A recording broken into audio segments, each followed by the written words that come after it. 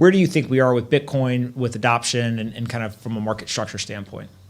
So Bitcoin from a market structure has been incredibly bullish. The pattern now, the chart pattern looks very similar to a smaller version of the one from March to June 2020, where it exploded. We've had this lovely corrective phase.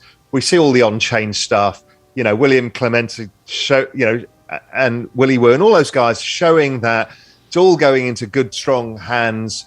We had the China FUD. We've had a bunch of FUD. This usually, and there's no guarantees, usually October, November, December is ridiculously good, particularly at this point in the halving cycle. So structurally, it looks amazing. So, okay, who are the buyers here? So most people who got into crypto came in via Bitcoin. That's always the case. It's the big daddy asset. And then people move out the risk curve, and that's pretty normal. So who's the next big buyer of Bitcoin? It's pretty clear to me who they are. It is the ongoing institutions. I mean, that just keeps going. And I think we'll see an acceleration in that, particularly if the price breaks out, because everybody's like sheep. They always want to follow each other. Secondly, it is the coming ETF. It's definitely going to, well, definitely, I don't know that, but I just have a very strong feeling it comes in the next, over this October, November, December period. And that will drive a huge amount of money in the space because it allows RIAs to allocate and ordinary individuals in a way that they can easily understand. And finally, I think we're starting to see noise from the sovereign wealth funds.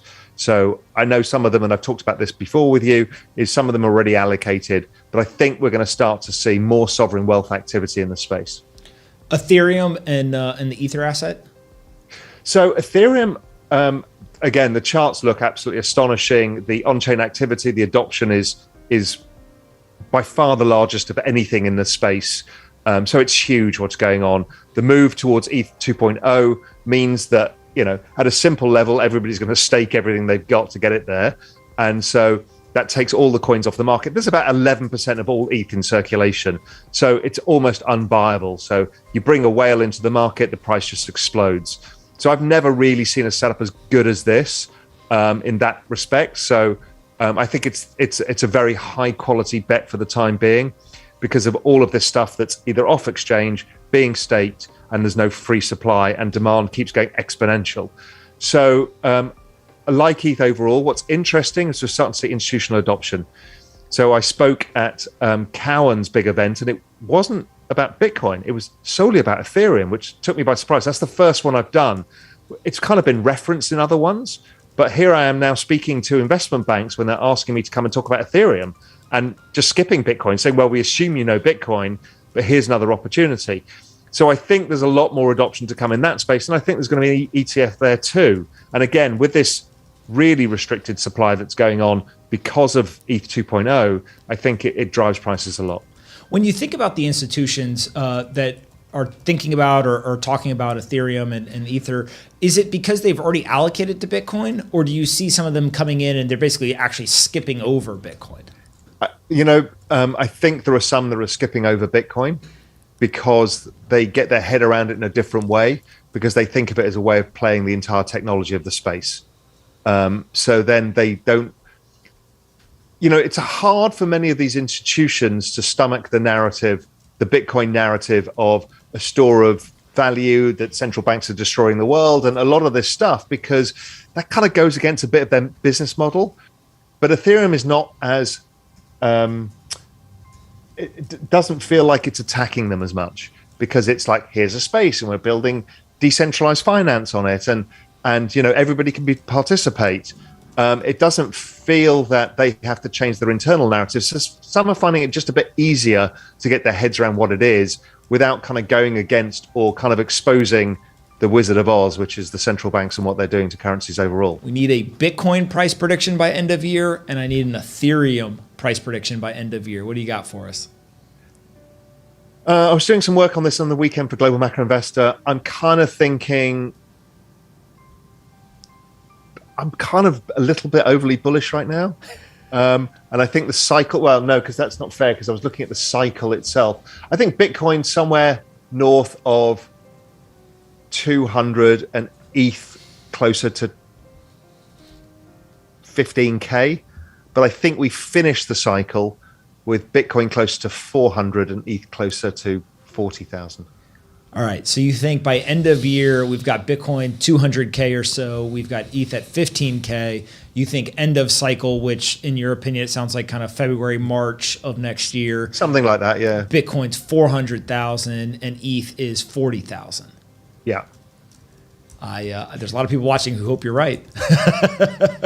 I bloody hope so too. It's not like I haven't backed my own bet. So my money's where my mouth is. Now, we don't know how the cycle's going to play out now. What's going to happen in the, in the bear market? When does that come? Does it come in the same structure? I do think it probably decouples to a certain extent because I think the adoption is going to be really quite big. So that lowers, as a network gets more adopted, the volatility lowers. So I think we're going to see that this time around, and it will decouple. I also think the cycle goes on longer just because of two key factors. One is ETH 2.0 will probably be, I think, the end of the cycle, because everybody will, once it unlocks, people will sell some of their ETH that they put in for the staking. I think that's a pretty common thing to do. That happens probably around tax season as well, so people realize gains.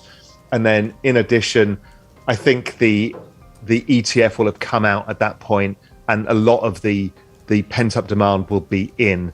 And then we'll have to deal with a bunch of people who don't yet realize how to deal with the 70, 80 vol asset. It's, and you've spent a long time doing this, we all have, is to teach people how to hold, how in a network adoption effect model, you will get volatility, but is more than compensated by price if your time horizon is long enough. And we're going to have to teach all of these RIAs this, because they're all going to panic out.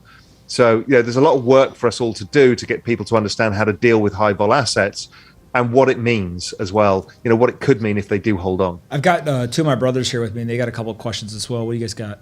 Hey, Raoul, thanks for doing this. I appreciate you coming on. So my question would be just kind of around the total market cap of all crypto assets and cryptocurrencies. So we're at around 2 trillion today. If we were to kind of fast forward 5, 10, 15 years from now, where do you think this number can go, and kind of how do you get there? So I think it goes very interesting. I've just got a chart of adoption of the internet, and crypto maps it beautifully, except the internet was growing at 63% a year when it had 150 million users, which crypto has now.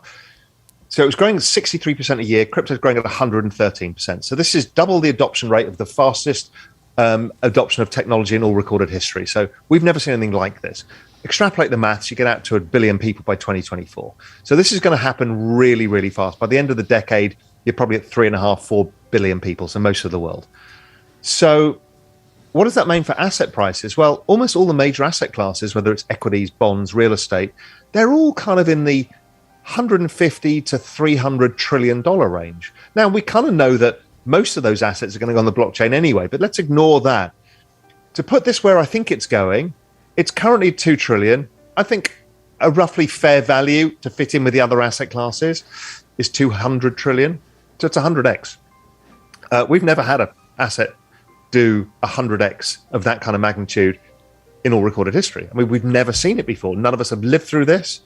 So this is, I think, going to be the largest generation of wealth that the world has seen in the shortest period of time. When you think about the metaverse, you started to kind of go down that path a little bit. I know that you're really excited about this. Where do you think, one, that kind of starts to really permeate society? And then also, two, how do you think about it from an investor seat in terms of how to get exposure to it for your own portfolio? I think if it's the ongoing process, the fact that you and I, we're now living digitally, and me seeing you, I mean, I have drinks with friends on Zoom. It's normal now. It doesn't bother me, right? So we've now moved a massive step into the digital world where just meeting our friends or meeting people we know can happen over video link, and we don't really care, much like that happened with mobile phones and phones before that, and television and all of these things. So this is an ongoing move into the digital world. And then it accelerates because you start to see the rise of cryptocurrency, and that enables these ecosystems to develop into these rich worlds where you can create value, exchange value, own things. So this creates the other layer. Then the layers on top of that come 5G, distributed computing power, and a bunch of other things that are going to scale that faster. So once you've got the computing power, because right now most of our computers are not gaming computers, so we can't render in the speed we need to render. So we get left with crypto voxels and Decentraland being clunky, and all of the cool kids are on Epic Games and they've got 4K, but we don't have the computing power to do it. All of that is going to change.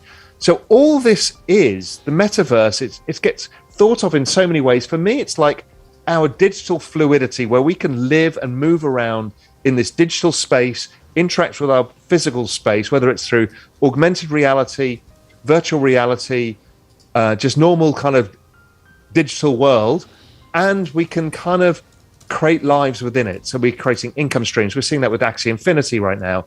Or we can be educated in the metaverse that kind of levels the playing field. I mean, you can be a kid in Ethiopia and you can therefore now get educated on the same playing field as somebody in the United States, because we have access, and you can be in the same classroom and you get to talk to them. So just things everywhere are going to change because of this. And you know it's going to happen because everybody from Microsoft to Facebook to Apple have basically said this is the bet. It's augmented reality, virtual reality, the metaverse. You know, I spoke to the head of metaverse who knew there was one at AWS, and they're building out the computing power and the cloud storage abilities for all of these massive compute needs, right? So it's happening. Now, the battle is going to be, as ever, the same battle, decentralized versus centralized. And as ever, it'll be a mixture of both, and we get to choose. But that's all coming. And that's a hugely exciting thing. And people haven't really figured this out yet. But again, it's going to be an enormous generator of wealth as the world moves into the digital world.